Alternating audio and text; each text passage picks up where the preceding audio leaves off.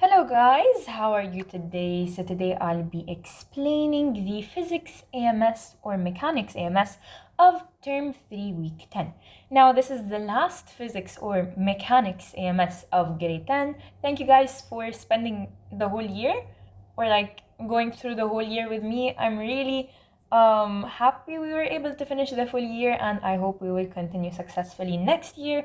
I wish the best upon you next year, wherever you will be, whether in Sabas or not. But really thank you so much, guys. I'm so excited because this is the last Physics AMS of grade 10.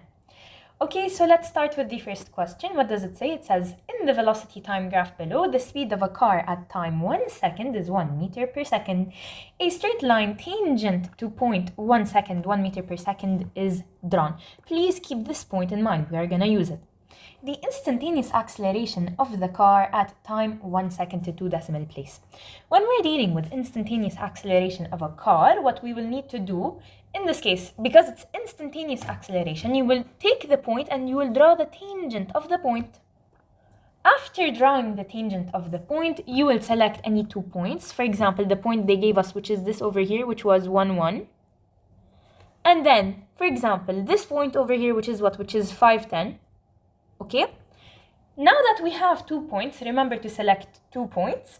You will now apply the equation of the slope, or you will find the slope or gradient of the tangent. So in this case, it's going to be y minus y over x minus x, which is what? Which is 10 minus 1 over 5 minus 1, which is supposed to give us an answer of 2.25 meter per second squared. That is it for the first question. So it is, I think my keyboard's not connected properly. So there we go, never mind. So 2.25 meter per second squared. That is the very first question. Let's move on to the next question, which is question number 2. It says, what is the average velocity of the object in the interval 1 second, 3 seconds? So what do we mean by average velocity? Pay attention, we're not dealing with the instantaneous velocity at a specific time. No, we're dealing with the average velocity of a specific time interval. So what are we going to do in this case? We will look for the time interval. It is 1, 3. So this is the first point, and 3, this is the second point. What we are going to do is we're not going to draw the tangent. We're going to connect these 2 points together, but in a straight line. So hold on. It's supposed to look something like this. And then you find the slope of this line. Personally, how I would find the slope of this line, we are given 2 points already, which is the point of time 1, so 1, 1. And then another point over here, which is of time 3. This point is what? This point is 3, 6. Now that we have our 2 points, we will be able to find the slope of the line. Remember, it's not a tangent, it's a line that passes through the 2 points we selected. Okay? And we can find the slope, the gradient, so y minus y over x minus x. So it's gonna be 6 minus 1 over 3 minus 1, which is what? Which is 2.5 meters per second. So very simply, we found the average velocity of the object in this specific time interval. We move on to question number 3. It says the diagram below represents the velocity time graph of a particle. They want us to find the equation of its velocity. So usually when we start like this, I would like to use a trick. You will see that it is something times the time plus something. Pay attention. And remember what I say. This box over here that does not have the time next to it, this is going to be what? This is going to be the y-intercept. So what does this mean? You will go back to your graph and you will see at which point does our line pass through the y-axis. This over here is the y-axis. So at which point does our line pass through the y-axis? At point 2. So we found this value over here, which is our y-intercept. Now all that's left is to find what? Is to find the slope. So select any 2 points. For example, 2 points I would choose is this point over here, which is 412. And this point over here, which is 0, 2. I will use these points to find the slope. I will do y minus y over x minus x. So what is y? For example, 12 minus 2 over 4 minus 0. Put it on your calculator and you're supposed to get an answer of 2.5 time. So very simply, next to the time, we're going to have an answer of what? An answer of 2.5. We'll move on to the next question, which is question number 4. It says, the graph below shows the variation of the velocity of a dog during a given time interval.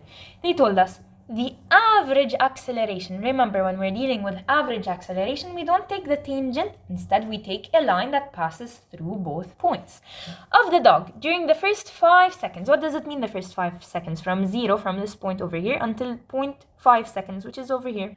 Now, what do? We said we're going to draw a line that will connect these 2 points together. Sorry for the bad drawing. Oh my goodness, wait. Let me increase the thickness. There we go. So we'll draw a line like this. Okay? And we have this line at 2 points. At the first point, which is what? Which is 0, 2. And at the second point, which if you see, this is what? This is -1. You guys should know how to read the x-axis and the y-axis. As you can see, this is what? This is 5 minus 1. So now what we will do is we will apply the equation to find the gradient. So we're going to do y minus y over x minus x. So 2 minus -1 over 0 minus 5, that's going to give us 3 over minus 5, which if you solve it is minus 0.6 meter per second squared. So very simply, it is minus 0.6 meter per second squared. This is the average acceleration of the dog during the first 5 seconds. But however, if they said to find the average, the instantaneous acceleration of the dog on the time 5 seconds, you will draw the tangent over here that will pass only through the point. By the way, I think it is like this, or it could be like this even. You can draw the tangent in so many ways. That's why they're usually most of the time supposed to give you the drawing. If they don't give you, then it's fine. You can do it by yourself. You just have to choose the best one. But if they asked you for your instantaneous acceleration at the time 5 seconds, then you would have to draw a tangent. We'll move on to question number 5. It says the graph below shows how 3 runners completed the 100-meter race. Okay, which runner won the race? Okay, as you can see over here, usually we know that in order for us to win the race, we have to finish it in the least possible time. So which runner finished it in the least possible time? It was Albert. He finished it in 12 seconds. Is it 12 seconds? No, 12 seconds, yes. So Albert won the race because he finished the whole 100 meters in 12 seconds. Now, which runner stopped for a rest? Usually when you stop for a rest, it will be a flat plateau. It will be like a straight line. Not a straight line, a horizontal line. Okay, if it's a horizontal line at a specific distance, then you mean he stopped for a rest. Then that means he did not move. He just stayed in his position. He's relaxing, resting. So as you can see, this graph belongs to who? It belongs to Charlie. So Albert won the race. However, Charlie stopped for a rest. Okay, we move on to question number 6. What does it say in question number 6? It says the distance time graph shown below represents the motion of a particle moving along a horizontal axis. The net displacement of the particle over the course of 30 seconds. When we say net displacement, very simply, the only equation, or not the only, like the equation you are supposed to use in this case is what? Is x final minus x initial, or x2 minus x1. What do I mean by this? So the time is 30 seconds, over the course of 30 seconds. X final is gonna be at which time? At the time final, which is 30. So this is the final position. What's the final position in this case? It is 4. You guys should also know how to divide the boxes and how to get each one. If you don't know, for example, in this case, you have 20. And how many boxes do you have? 1, 2, 3, 4, and 5. So 20 divided by 5, each one is 4. That means over here it's 4. So what does this mean? This means the final position, x, is 4. And then you go to the initial time, where you will find the initial position, which is at the origin, which is 0. So in order for us to find the displacement, it's going to be x final minus x initial, which is 4 minus 0, which is 4. Very simply. Now, the total distance traveled by the particle over the course of 30 seconds. So over the whole course, we need to find the distance traveled. How do we find it? Just calculate how he traveled. So we know each block is 4. Keep this in mind. That means he first traveled until here. When he traveled until here, he traveled how much? He traveled 20 meters. Then he goes down. He goes all the way back to 0. So he traveled another 20 meters. Pay attention, when you're calculating the distance, you do not take into consideration the direction. Whereas calculating the displacement, you do take into consideration the direction. Okay, but now we're calculating distance, so we do not take if he's going up, down, left, right. As long as he's moving, then we will take it an absolute value. So he's going 20 meters up, 20 meters down. You're gonna take it as 20 meters and 20 meters. Then over here, you're gonna move what? You're gonna move 2 blocks, so that is 8 meters. But he's moving, pay attention, not minus 8 meters, he's moving positive 8 meters. Why is that? Because he's moving away from the origin. As long as you move away from the origin, then you're moving in a positive direction. So look here, for example, he's going up 20 meters, but he's moving away from the origin. As long as he's moving away from the origin, it's positive. Here he is going down 8 meters, but he's moving away from the origin, so it's positive 8 meters. Whereas over here, pay attention. Over here, you will see he's going down. So when he's going down, that means he's going minus 20 meters. But again, we said we don't take any signs into consideration, no directions into consideration, because we are dealing with the distance. Now, here, he doesn't move anything, so we'll just say this is 0. And then from here all the way until here, he moves what? He moves from 8 meters all the way to what? To 4 meters. But pay attention, this is negative 8 meters. So from minus 8, he moved all the way to 4 meters. So that is a total distance of 12 meters. Why did I move? My bad. So let us calculate in total the total distance he moved. He moved 20 meters plus 20 meters plus 8 meters plus 12 meters. You add them all together, you will get that the total distance is what it is, 60 meters. So the total distance moved in 30 seconds is 60 meters. Now we stop for a second. They want the average velocity at the time interval 0 seconds, 14 seconds, and the average speed at the same time interval. So look what we're gonna do. We're gonna find the distance and the displacement at the time interval at the time interval 0, 14. So 14, by now you should know that, okay, this is 5 blocks each. That means each block is 2. So this is 10, 12, 14 over here. So first, let us find the net displacement. I will do delta x as, oh my goodness, oops. I will do delta x as the net displacement. Okay, so what is the net displacement? As you can see, it is minus 8. When we're dealing with displacement, we take into consideration the direction. So net displacement is x final minus x initial. X final is minus 8. X initial is 0, so it's going to be minus 8 minus 0, which is what? Which is minus 8. Okay, so now we have what? We have the displacement, and we also have the time interval, which is 0, 14 seconds. So we can find the difference in time, which is 14 minus 0, which is 14. So now we can find what? We can find the average velocity, AV, average velocity, by doing what? The displacement, minus 8 over the time, which is 14. You will put it on your calculator, and you're supposed to get an answer of minus 0.57. Okay, now, this is minus 0.57. Now we move on to part 2, the average speed of the particle in the time interval 0 seconds, 14 seconds to 2 decimal places. So how will we be able to find this? Very simply, we will need to calculate the total distance traveled from 0 seconds to 14 seconds. How do we do that? Very simply, you will take that, okay, this is 20 meters, this is another 20 meters, and this is 8 meters. So in total, what was traveled was 20 plus 20 plus 8, which is 48, over the time difference, which is 14 seconds. So we did what? We did the total distance over the time to find what? The average speed. So 48 over 14 seconds, we found what? We found the average speed, which is 3.43. Let me just check 48 over 14. It is 3.43. Okay, we move on to question number 7. What does it say? It says the xt graph shown below represents the motion of a particle along a horizontal axis. They said at moment of time when the particle is instantaneously at rest. What does it mean instantaneously at rest? It means that the slope is 0. Where can you find that the slope is 0? Very simply, over here. At time 5, you will see that it curves, but if you draw the slope, you will see that it is 0. So very simply, at time 5 seconds, you will know that the particle is instantaneously at rest. Why? Because its slope is 0. Now we move on to part B. Find the instantaneous velocity of the particle at time 11 seconds. So look what we will do.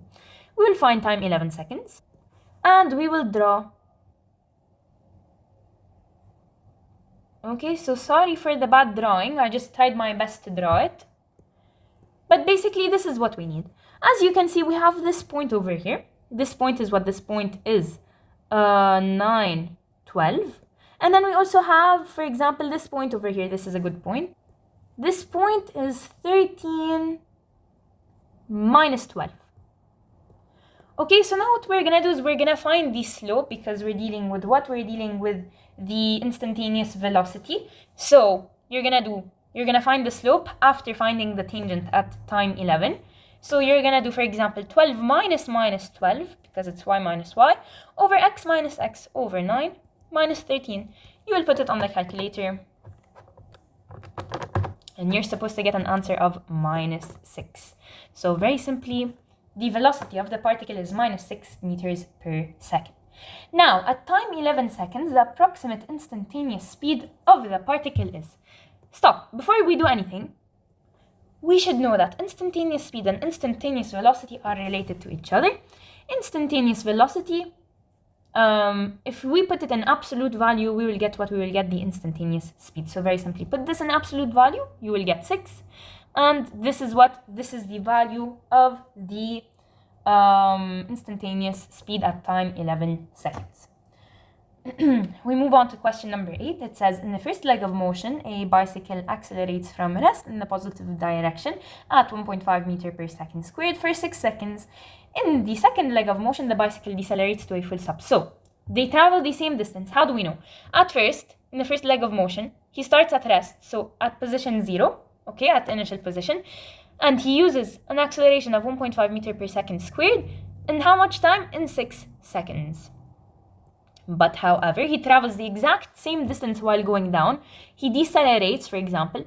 He's decelerating in a time of what? In a time of 5 seconds. So if this is 6 seconds over here, then you will add 5 more seconds. It's gonna be 11, okay?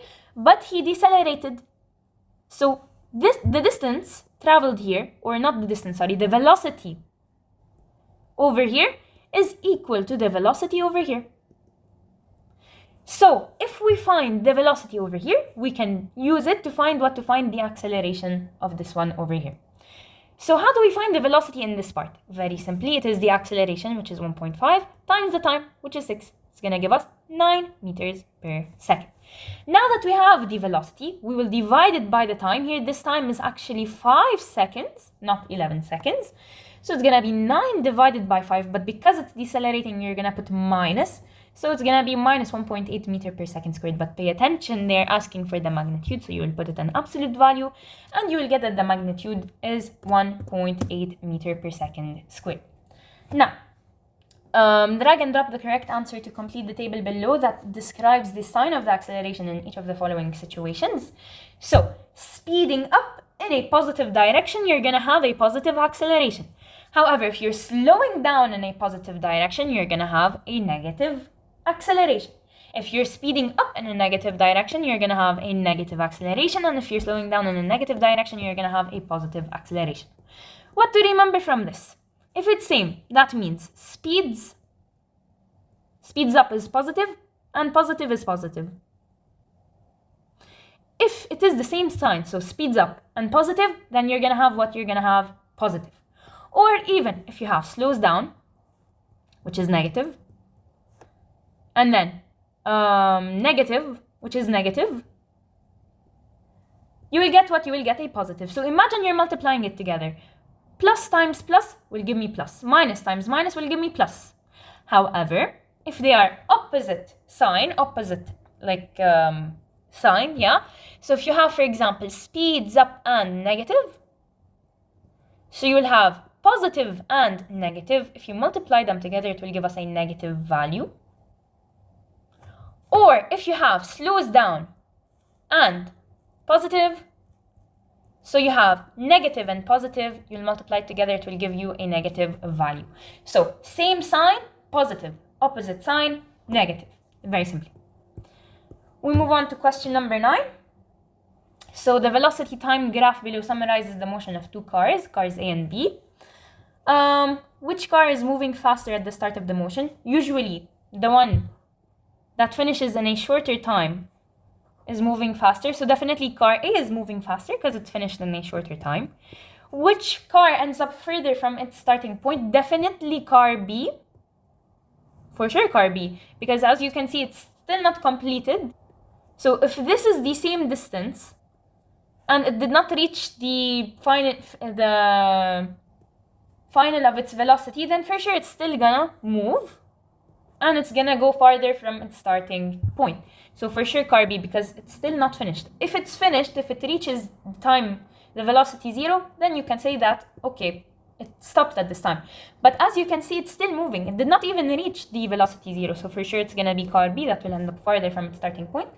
Now, which experiences a greater magnitude of acceleration? We're dealing with a velocity time graph, so the slope is acceleration. The steeper the slope, the greater the acceleration. So for sure it is car A, because car A has a steeper slope. We move on to question number 10. It says, consider below the position time graph of a descending drone. They want the magnitude of the drone's velocity at time 2 seconds. Okay, so here they want magnitude of drone's velocity. They gave us what? They gave us the distance time graph. Very simply, we will find the slope. So take any 2 points. For example, this point over here, which is 0, 20. And this point over here, which is what? Which is 6, 5. And then you use them to find the slope. So y minus y over x minus x. You will get then 15 over minus 6, which is what? Minus 2.5. Just like that, we found we found it to be minus 2.5. This is what? This is the velocity, but they want the magnitude, so you have to put it in absolute value. So it is what? 2.5 meters per second. We move on to question number 11. A car initially moving at 30 meters per second decelerates to 5 meters per second in 3.8 seconds. What is the acceleration of the car? Very simply, look how we are gonna do this. You're gonna, first of all, find the difference in velocity and divide it by the time. So, difference in velocity is velocity final minus velocity initial, okay? And then you have the time. So, 5 minus 30 over 3.8. Put it on your calculator. You're supposed to get an answer of minus 6.6. So, the acceleration of the car is minus 6.6. Pay attention. We said the acceleration, so we'll take it negative. However, if they told us they want the deceleration of the car, and you solve it and you get minus 6.6, you will take the positive value. Why? Because deceleration means already it's decreasing, whereas acceleration, they mean this value, okay? So in this case, it is what it is, minus 6.6 meters per second squared. We move on to question number 12. I think it's lagging, just give it a bit. Okay, there we go, so it took a minute. Consider the velocity time graph of a toy car shown below. The magnitude of the car's acceleration. So same thing, we have velocity time graph, we need to find the magnitude of the car's acceleration. What we will do first is we will find its acceleration. Because we're dealing with a velocity time graph, we will take what? We will take the velocity, okay? We'll choose any 2 points and we'll find the slope. So, we'll find the acceleration by finding the slope. So, for example, take any 2 points. For example, 0, 3, and this point over here, which is 1, 1, okay? We can use it to find the slope by doing y minus y over x minus x. So, you're gonna get minus 2 meters per second squared. But because they want the magnitude, you will put it in absolute value to get 2 meters per second squared. So there's 2 meters per second squared. We move on to question number 13. It says the diagram below shows the variation of a car's velocity with time and the tangent to the curve at time t equals 10 seconds. What is the what is the instantaneous acceleration of the car at time t seconds? Time t 10 seconds. So they want what? They want the instantaneous acceleration.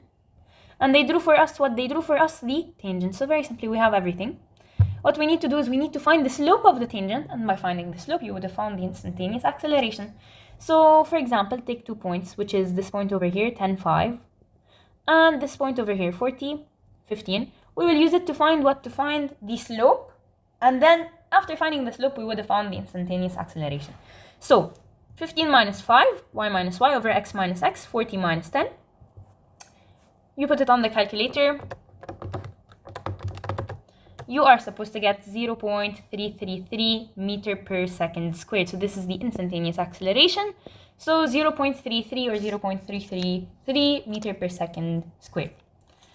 We move on to question number 14. Okay, the xt graph shown below represents the motion of a particle moving along a... Oh, didn't we do this? Didn't we do this before? Yes, we did it. So خلاص, I'm not gonna do it. We already did this. Hold on. This is 5 seconds. Minus 6 meter per second and 6 meter per second. You guys know how to do it. It's the same as question number 7. So now we move on to question number 15. So they said choose the correct answers to complete these sentences below. At time t 9 seconds. So where's 9 seconds? 9 seconds is here. Okay, what's happening at t 9 seconds? The velocity is positive and increasing. Very simply, as you can see, at time 9 seconds, the velocity for sure is increasing and it's positive. So positive meaning that it's on this side. So it is positive and increasing. This is correct. Now between time 2 seconds and 7 seconds. So where's time 2 seconds? This is time 2 seconds. And this is time 7 seconds. As you can see, it's a flat horizontal line. Whenever you see a flat horizontal line, then you know that it is a constant velocity when we are dealing with the VT graph. If it's a constant velocity, that means what? Acceleration,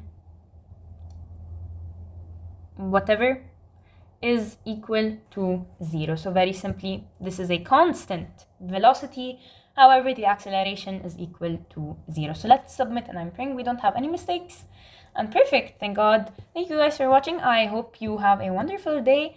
And thank you. Bye-bye.